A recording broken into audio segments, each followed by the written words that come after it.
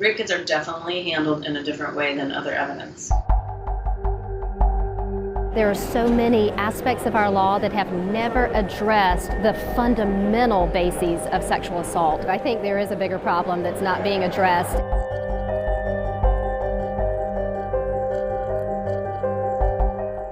And in South Carolina, you know, we have to be honest and say the truth is you are probably never going to get the results of this kit. This kit is likely never going to be tested. And that's really hard. They're not made available, they're never tested, they get damaged, they get lost. One single untested rape kit can mean that there's a very dangerous offender walking the streets right now. The truth is that the way that the process works now really isn't working for anyone. It's not working for the police, it's not working for advocates, it's not working for prosecutors, and it's certainly not working for survivors.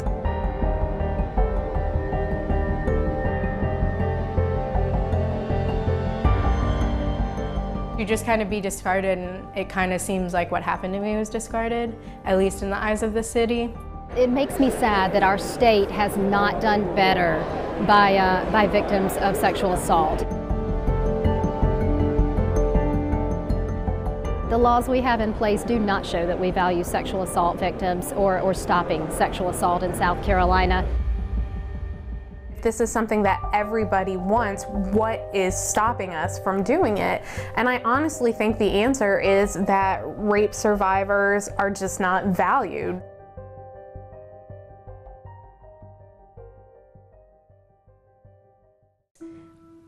I remember them swabbing every place possible that he could have even touched. Mouth to the skin, the neck, the genital areas.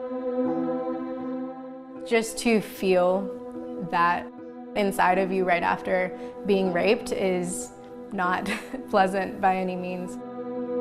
You feel really exposed and vulnerable in that situation where someone's coming with this giant camera and just, you know, taking all these close pictures of your face, of your neck, of every part of your body pretty much that's affected by this.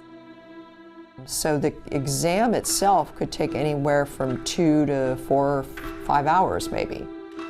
And it is very painful. So I just remember pretty much screaming and crying. The whole goal is to try to find evidence on or in the patient's body that links the patient to the assailant. A lot of times that's what the case hinges on. It's what that kit shows.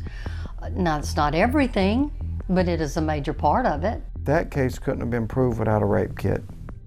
This 2015 is one of our cold case victims when she told me, you know, that sexual assault kit, it's more than just a cardboard box with swabs in it. It's a piece of my body in there. One of these boxes represents a survivor who went through that experience, did everything that society asked them to do, report the crime to police, have evidence collected, and participate in the criminal justice process, and then we failed them. By not sending off the sexual assault kit for DNA testing, I think we're telling them that it's not important what happened to you.